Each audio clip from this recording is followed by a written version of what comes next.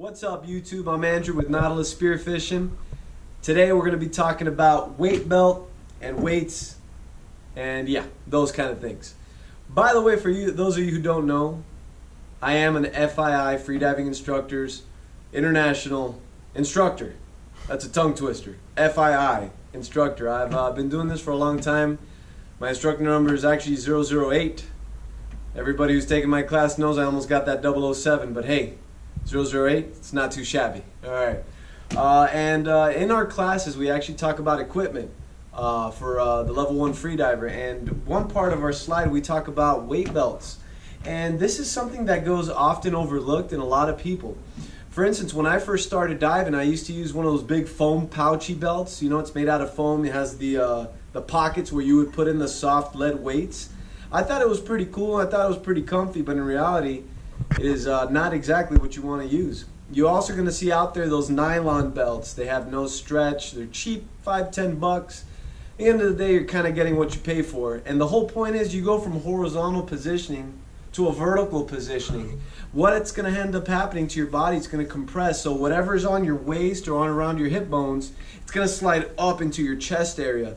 Very uncomfortable for the lady divers, and of course even us men. We don't want something up to our armpits while we're going vertical in streamlined position or with a spear gun on our side.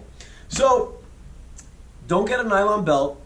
Don't get the foam pouchy ones. They're not very good either. They sort of suck for what we do. So what you're going to want to go with is a rubber weight belt, more specifically a rubber belt that has some stretch to it. This is actually a Spear Pro belt that we sell here. You'll notice it has little ridges on it almost kind of right there. That helps the weights grip onto the rubber so they don't slide around too bad. JC, back up a little bit there. All right, now what I'm going to do is I'm going to show you the amount of stretch that's on this belt. You can see that I can stretch the belt pretty easily.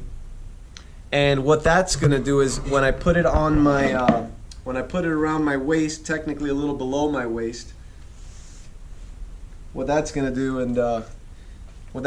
is it's actually going to compress with me at depth. My goodness. Here we are.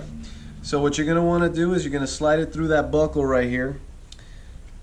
Crank it down. You're going to wear it. A lot of people ask me why I wear my weight belt like this. Well, I'll show you. Give me a sec here.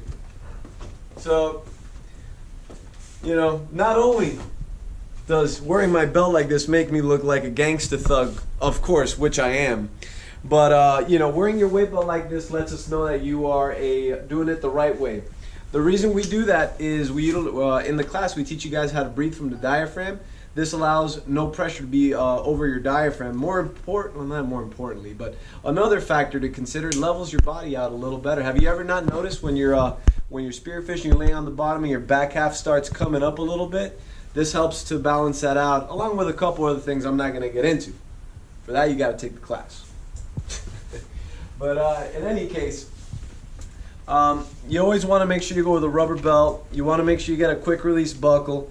These belts are kind of nice because they kind of snap in place. And people are like, isn't that a locking feature? And I'm like, maybe. No, the reality is it really isn't. But what happens, a lot of times you're laying on the bottom, that buckle is going to hit a rock or something and it pops open. It's kind of annoying. So how they designed this belt is once you slide the material through it, the way you release it is actually not by grabbing the buckle. You'll notice it's flared out. You just grab the material, pop it open, slides right out. So instead of grabbing the buckle, just go for the excess material that's on there. I'm actually going to do another video later on showing you guys how to actually tuck that excess material so it's not flapping all over the place. Next step, how much weight should I use? Well, that's an interesting question. And that really depends on your body type. It depends on the kind of wetsuit you're wearing. It depends on the kind of diving, the depth. A lot of variables to consider. So a little trick you could do is try to take a deep breath and you want to float right around your chin to collarbone area. If you're floating down here, if you're sinking at the surface, well, clearly you're overweighted. Get rid of some weight. We like to go with vinyl coated weights. Check these guys out down here. These are not raw lead weights, they're vinyl coated. Very nice on the deck of a boat. They're not very harsh. You know, and on top of that, they don't contaminate the ocean with harmful lead particles and whatnot. On top of that, they also come in 1, 2, 3, 4 pound increments.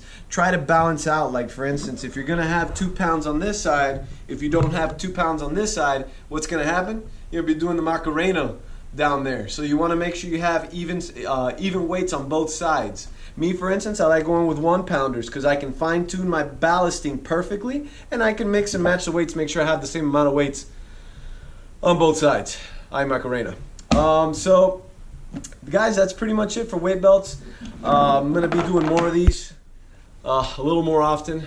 Get you guys acquainted with proper freediving equipment.